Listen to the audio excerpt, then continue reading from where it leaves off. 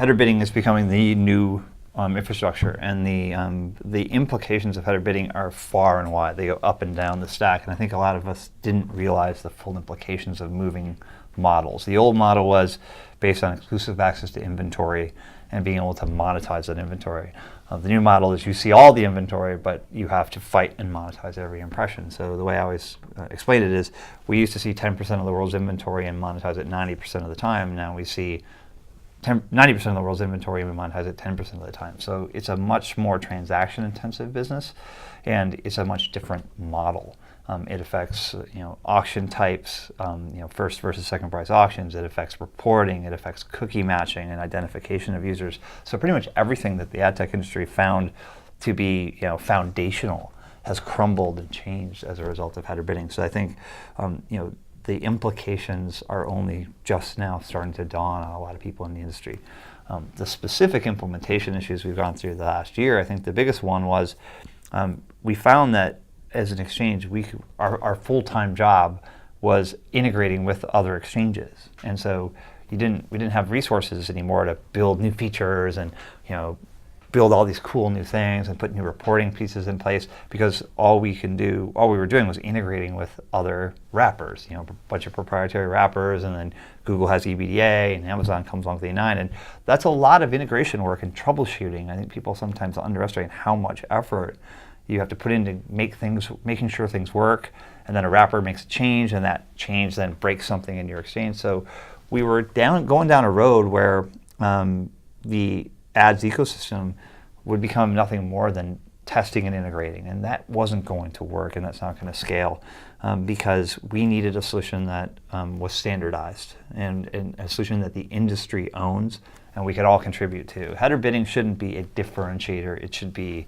an infrastructure that we all own collectively and publishers feel like they control. And I think that's what led us to go all in on prebid.org and decide that we need a standards body. And if we're going to deploy a header bidding solution, we are going to deploy one that is owned not by Rubicon, but is owned by the industry. So instead of taking our old approach, I think the industry's old approach was develop this software and it's super secret and my software is amazingly different than everybody else's. I think today's model is, let's contribute our software and our thinking and our best ideas to the industry and own that collectively. And I think that's the pivot that we've made recently in the last quarter or two, and I think that it's going to bear fruit for the industry going forward. So when you look at the core elements of the wrapper solution and you consider the value and what you offer, what's expected by the clients, tell us sort of some of those core elements: analytics, reporting, latency, scalability. Break it down for us a little bit. Well, what I would first say, all of those things that you mentioned, which are all super important, reporting, analytics, cookie matching, user identity, measurement, none of those are part of wrappers. Wrappers, to be clear, a wrapper is 6 lines of JavaScript that runs on a page. And there's anyone who differentiates themselves based on their wrapper. I can tell you, I'm a really good Java coder, but my Java code, I can't do in 6 lines anything different than you can. I'm not that good.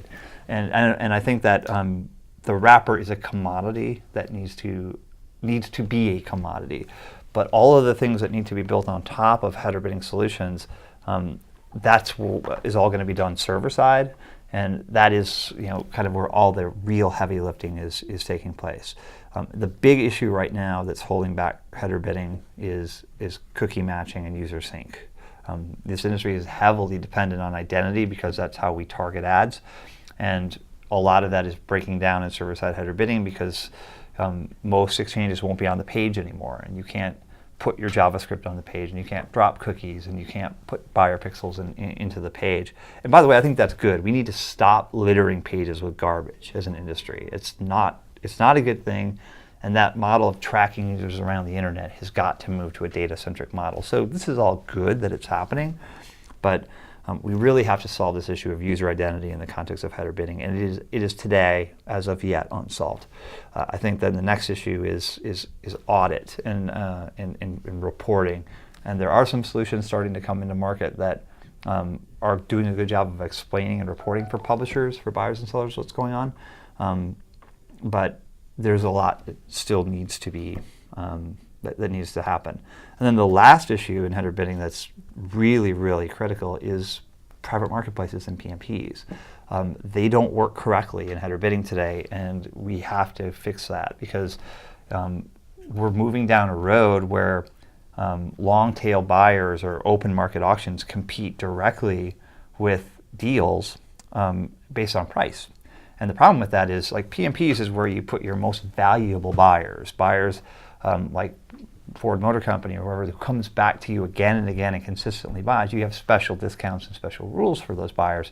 If those buyers now have to compete with, a bowling alley in Topeka, Kansas for an individual transaction, that's going to change kind of the dynamics in the ecosystem. So all of these things are still kind of out there, percolating a little bit, waiting for solutions.